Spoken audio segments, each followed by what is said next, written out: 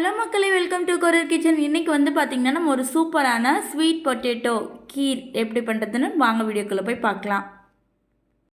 இந்த sweet potato, அதாவது இந்த சக்கரவள்ளி கிழங்குல அவ்வளோ சத்துக்கள் இருக்குங்க. குழந்தைங்களுக்குலாம் கொடுத்திங்கன்னா ரொம்ப ரொம்ப ஹெல்த்தி. ஸோ குழந்தைங்க சாதாரணமாக நம்ம கிழங்கு கொடுத்தா சாப்பிட மாட்டாங்க. இந்த மாதிரி ஸ்வீட் பொட்டேட்டோ கீர் செஞ்சு கொடுத்திங்கன்னா சூப்பராக சாப்பிட்ருவாங்க. அது எப்படி பண்ணுறதுன்னு வாங்க பார்க்கலாம். அதுக்கு ஃபஸ்ட்டு ஸ்டவ் ஆன் பண்ணி ஒரு கடாயை வச்சு கடாய் சூடானதுக்கப்புறமா ஒரு ஸ்பூன் நெய் ஆட் பண்ணிவிட்டு சக்கரவள்ளி கிழங்கா நல்லா வேக வைக்காமல் மேலே இருக்க பட்டையெல்லாம் எடுத்துகிட்டு இந்த பீட்ரூட் சீவும் பார்த்திங்களா, அந்த இதில் வந்து நல்லா சீவி எடுத்துக்கிறேன். பச்சையாகவே சீவி எடுத்துருக்கேன். எடுத்துகிட்டு அதை வந்து இப்போ ஒரு கப் எடுத்துருக்கேங்க. அந்த ஒரு கப்பை அந்த நெய்யில் சேர்த்து நல்லா இந்த மாதிரி லோ ஃப்ளேமில் வச்சுக்கோங்க. அடுப்பை வச்சுட்டு இந்த மாதிரி நல்லா கிண்டி விட்டுறேன் நான் ஒரு 5 மினிட்ஸ்க்கு.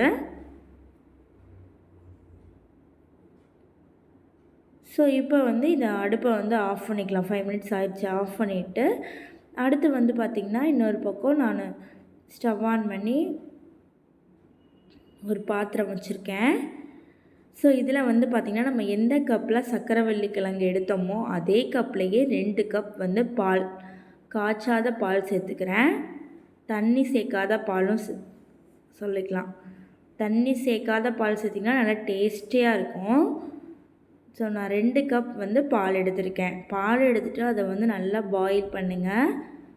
நல்லா காய்ச்சணும். ஏன்னா நம்ம பச்சையாக தானே பால் சேர்த்தோம் அதனால். ஸோ இது நல்லா கொதித்து காஞ்சி வரப்போ 2 ஏலக்காய் வந்து தட்டி சேர்த்துக்கிறேன். அடுத்து நம்ம நெய்யில் நல்லா இது பண்ணி வச்சுருந்தோம் பார்த்திங்களா, அந்த சக்கரவள்ளி கிழங்கு எடுத்து இந்த பாலில் சேர்த்துக்கலாம்.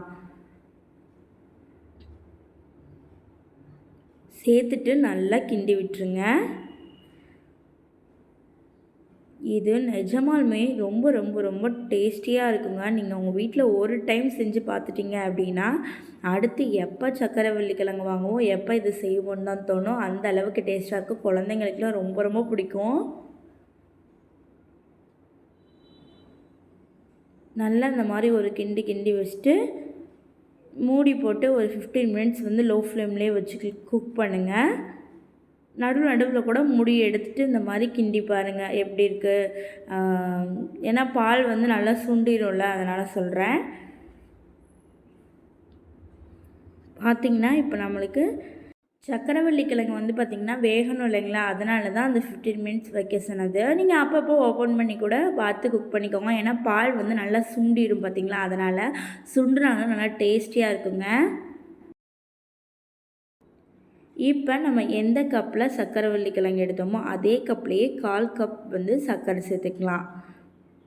இதில் எல்லாமே அளவுகள் வந்து தெளிவாக இருக்குங்க. இந்த மாதிரி நீங்கள் செஞ்சிங்கன்னா டேஸ்டியாக இருக்கும். நீங்கள் எந்த கப்பில் சக்கரவள்ளி கிழங்கு எடுக்கிறீங்களோ அதே கப்லேயே 2 கப் பால், அதே கப்பில் 1/4 கப் சர்க்கரை. அவ்வளோதாங்க, அந்த ரெசிபி டக்குன்னு செஞ்சு முடிச்சிடலாம்.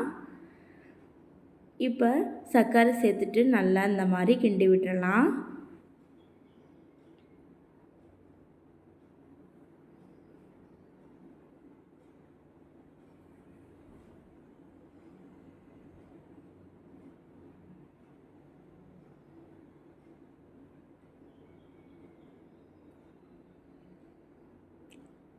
கரெக்டாக பார்த்திங்கன்னா ஒரு பிஞ்ச் அளவுக்கு சால்ட் சேர்த்துக்கலாம். ஏன்னா சால்ட் சேர்க்கும் போது அதோட டேஸ்ட் வந்து நல்லா எடுத்து கொடுக்கும்.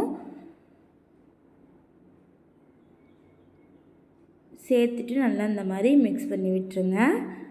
லாஸ்ட்டில் நம்மளுக்கு எந்தெந்த நட்ஸ் பிடிக்குதோ அது எல்லாமே சின்னதாக சாப் பண்ணி சேர்த்துக்கலாம். நான் இன்றைக்கி பாதாமும் முந்திரியும் சேர்த்துருக்கேங்க. நீங்கள் விருப்பப்பட்டிங்கன்னா பாதாம், பிஸ்தா எது வேணாலும் சேர்த்துக்கலாங்க. ஸோ சேர்த்துட்டு அதையும் ஒரு 3 மினிட்ஸ் வந்து நல்லா குக் பண்ணிக்கோங்க. அவ்வளோதாங்க, நம்மளுக்கு சூப்பரான சுவையான ஸ்வீட் பொட்டேட்டோ கீர் ரெடி ஆயிடுச்சு. நீங்களும் உங்கள் வீட்டு குழந்தைங்களுக்கு இதை செஞ்சு கொடுத்து பாருங்கள், டக்குன்னு காலி பண்ணிடுவாங்க. மறக்காமல் நம்ம சேனலை சப்ஸ்கிரைப் பண்ணிக்கோங்க. நெக்ஸ்ட் ஒரு இன்ட்ரெஸ்டிங்கான வீடியோவில் வந்து உங்களை சந்திக்கிறேன். Thank you friends.